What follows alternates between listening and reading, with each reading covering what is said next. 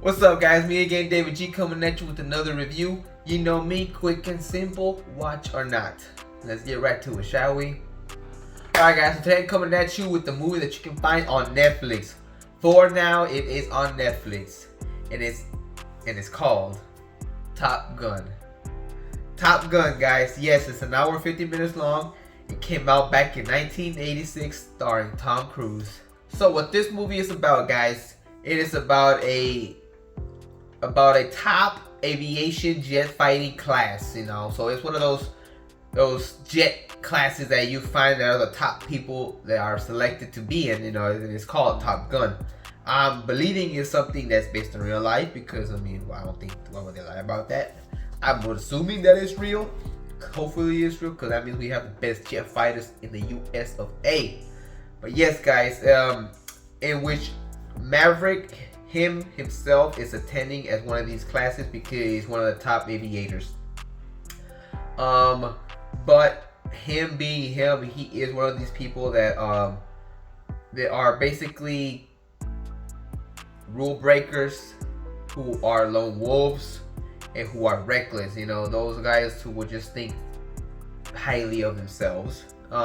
He finds himself in situations with rivalries, not communicating with his teammates, you know, doing things by himself, you know, those kind of guys. But not only it's just about them, it's also learning about teamwork, how to connect with your co-pilot and other fighters next to you, so you can, you know, do well in the battlefield. That's one thing that he struggles here, and he needs to overcome it. And there's other obstacles here that he himself needs to overcome, because it is very it is a high stake for him to overcome, because, you know, things happen. You have enemy fighter jets here that you have to basically beat, even though they're as good as you. You have to basically overcome all that because, you know, you're Tom Cruise, and of course you're a badass, but not always, you know what I'm saying? Oh yeah, guys, you know, it's the 1980s movies. It is very hard back in those days, nowadays, to find a good movie.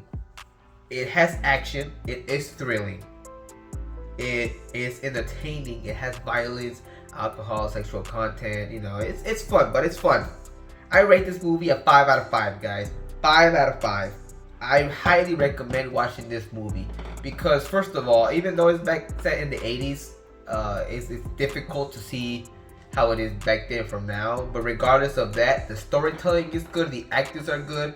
It's just the character development. You get to know these guys, you get to grow with them, and you get to see how they went from a jerk to like a respectful man. So you get to see that, you get to have those feelings. If you really sit and pay attention to it, you will enjoy yourself 100%. But yes, guys, it is a 5 out of 5. I just found myself entertained all the way. I saw no flaw, and it is just an instant classic, guys. You know, Top Gun, instant classic, right away. Interesting fact about this movie, guys, is that the Pentagon charged the studio $1.8 million to use their planes and their aircraft carriers. You know, those big ships that carry the planes. And that's a lot, but I mean, it's a movie, a studio movie. You know, they have the budget to make all that real. Another fact is that Tom Cruise is stunt coordinator or stunt double for the one who flies the jets on this first movie.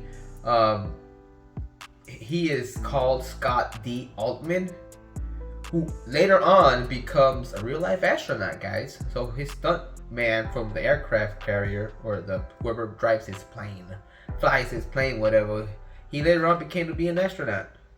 Pretty intriguing, you know. Scott D. Altman, I'm gonna have to Google him. I just read it and I wrote it down. Never saw how he looked like, but if he is, good for him. Good for him. He went from higher to higher. But yeah, guys, that is it. Top Gun, 5 out of 5. Have you seen it? Have you not? Let me know. Comment below. I'll see you guys on the next review. Peace.